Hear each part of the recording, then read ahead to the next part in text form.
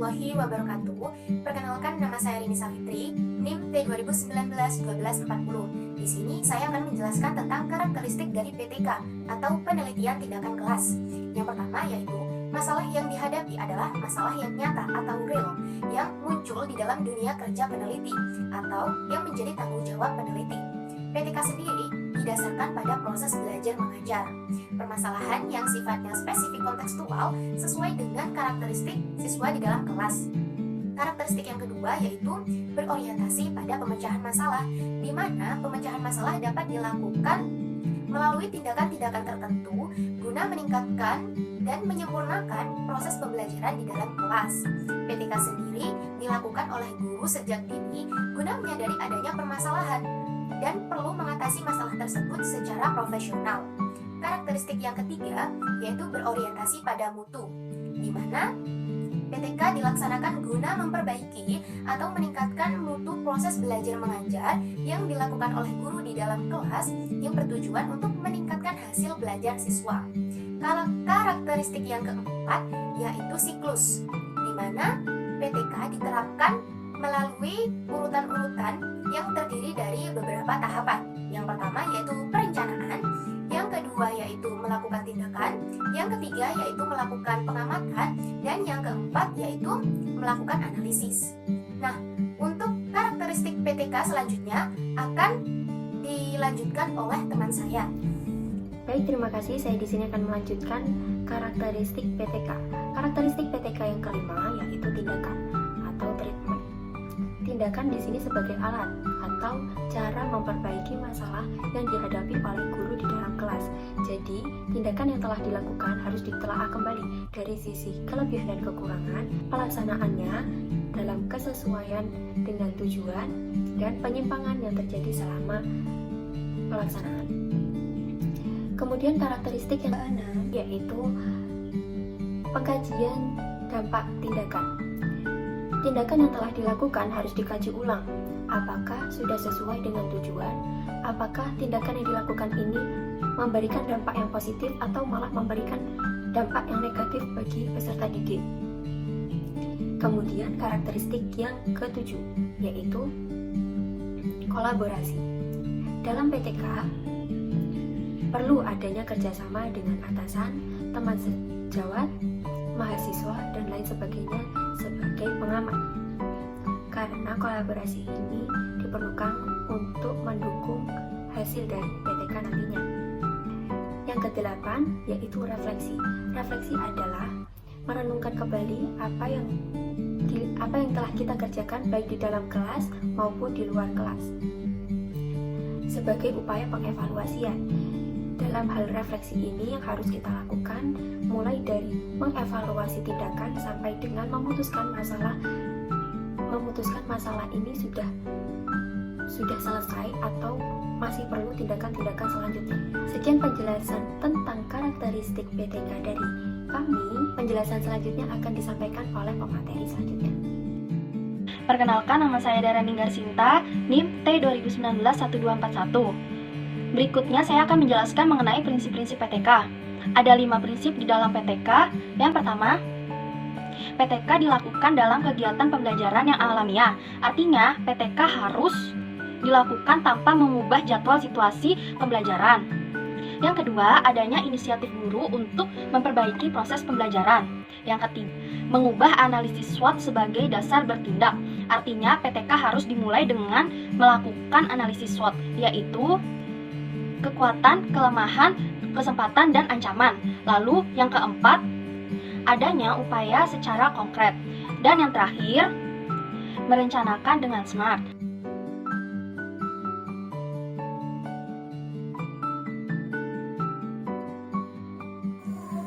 Untuk yang selanjutnya yaitu persyaratan PTK atau persyaratan penelitian tindakan kelas. Menurut Suharsini, persyaratan PTK itu ada 7. Yang pertama yaitu sekolah harus memberikan kebebasan yang memadai bagi guru untuk melaksanakan PTK. Selain itu, guru bisa berkolaborasi dengan teman guru lainnya dapat secara bebas meminta teman untuk menjadi pengamat bagi kelasnya, dan juga bebas untuk berdiskusi tentang kemajuan kelasnya. Dengan adanya tindakan hal tersebut bisa menumbuhkan rasa saling percaya antara guru satu dan yang lainnya, sehingga ketika melaksanakan penelitian tindakan kelas itu berjalan dengan lancar. Akan tetapi, kenyataan menunjukkan bahwa birokrasi dan formalitas yang ada di sekolah tidak menunjang terjadinya itu semua. Kondisi ini tidak menunjang pelembagaan PTK di sekolah, sehingga pada akhirnya PTK ini hanya dianggap sebagai eksperimen sesaat saja. Yang kedua yaitu birokrasi dan hierarki organisasi di sekolah hendaknya diminimalkan. Sebaliknya, yang harus ditumbuhkan adalah kerjasama yang saling menguntungkan serta pengambilan keputusan yang dilakukan secara bersama. Yang ketiga yaitu sekolah semestinya selalu mempertanyakan apa yang dibutuhkan bagi sekolahnya. Misalkan, sekolah melengkapi semua sarana dan prasarana yang harusnya ada di sekolah. Dengan adanya sarana dan prasarana tersebut, guru bisa memanfaatkan sarana dan prasarana tersebut sebagai media belajar dalam proses pembelajaran. Sehingga dengan adanya kelengkapan sarana dan prasarana tersebut bisa meningkatkan kualitas siswa dalam belajar.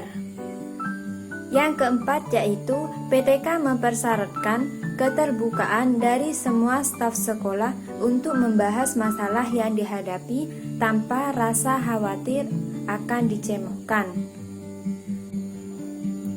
Diskusi dengan teman sejawat tentang masalah yang dihadapi dan kemudian setiap staf menganggap masalah yang dihadapi tersebut adalah masalah bersama merupakan kondisi yang dipersyaratkan untuk berkembangnya PTK di sekolah. Perkenalkan, nama saya Erika Cindy Ilmi Maula, NIM T 2019-1238. Di sini saya akan melanjutkan penjelasan dari rekan saya yaitu mengenai persyaratan penelitian tindakan kelas. Tadi rekan saya sudah menjelaskan yaitu persyaratan PTK pada poin pertama sampai poin keempat menurut Suharsini. Selanjutnya saya akan menjelaskan pada poin ke-5 sampai ke-7. Persyaratan PTK yang kelima yaitu sikap kepala sekolah dan administrasi harus menunjang terjadinya pembaruan. Karena sikap negatif apapun itu, sekecil apapun itu, walaupun hanya terlintas, akan merusak iklim inovasi yang sedang tumbuh. Persyaratan PTK yang nomor ke-6 yaitu guru dan siswa harus memiliki rasa percaya diri yang tinggi bahwa mereka sedang melakukan pembaruan yang didukung oleh kepala sekolah dan orang tua. Persyaratan PTK yang terakhir menurut Suharsini yaitu guru harus siap menghadapi berbagai konflik karena yang baru biasanya mendapatkan perhatian lebih daripada yang lama yang sudah diakrabi setiap hari. Hal ini diperlukan untuk menghindari kecemburuan sosial. Setelah kita membahas mengenai persyaratan penelitian tindakan kelas menurut Suharsini, selanjutnya kita akan membahas mengenai persyaratan penelitian tindakan kelas menurut Hodgkinson yang dikutip oleh Madya tahun 2007 agar PTK tersebut berhasil. Persyaratan PTK menurut Hodgkinson yang pertama yaitu kesediaan untuk mengakui kekurangan diri, lalu yang kedua kesempatan yang memadai untuk menemukan sesuatu yang baru, yang ketiga dorongan untuk mengemukakan gagasan baru, yang keempat waktu yang tersedia untuk melakukan percobaan, yang kelima kepercayaan timbal balik antar orang-orang yang terlibat, dan yang terakhir yaitu pengetahuan tentang dasar-dasar proses kelompok oleh peserta penelitian. Perkenalkan, nama saya Arif Rahman Suharjo, NIM T 2019-1236. Di sini saya akan menjelaskan tentang objek penelitian tindakan kelas. Jadi kita berangkat dari definisi dulu. Apa sih yang dimaksud dengan objek penelitian tindakan kelas? Objek penelitian tindakan kelas adalah hal-hal yang dapat diteliti dalam proses penelitian tindakan kelas. Jadi seperti itu. Sesuai dengan apa yang ada di dalam penelitian tindakan kelas sebelumnya, maka dapat disimpulkan bahwa penelitian tindakan kelas atau objek penelitian tindakan kelas harus bersifat aktif atau hal-hal yang beraktivitas dalam proses pembelajaran. Oleh karena itu, menurut Sulipan, seorang ahli, menjelaskan atau mendefinisikan atau mengelompokkan juga objek penelitian tindakan kelas itu dibagi dalam beberapa kelompok. Kelompok yang pertama adalah unsur siswa, kemudian yang kedua adalah unsur guru, yang ketiga adalah unsur materi pembelajaran, yang keempat adalah unsur sarana dan prasarana, yang kelima adalah unsur hasil dari pembelajaran, kemudian yang keenam adalah unsur lingkungan, dan yang terakhir adalah unsur daripada pengelolaan. Jadi itu harus ada dalam objek penelitian tindakan kelas. Saya akan menjelaskan beberapa saja. Yang pertama adalah unsur siswa. Apa sih yang diteliti dalam unsur penelitian tindakan kelas? Ya, yang diteliti adalah proses dari pembelajaran itu sendiri. Kemudian yang kedua adalah unsur guru. Yang diteliti adalah proses pembelajaran ketika guru itu mengajar. Selebihnya terdapat dalam makalah yang saya buat. Terima kasih. Wassalamualaikum warahmatullahi wabarakatuh.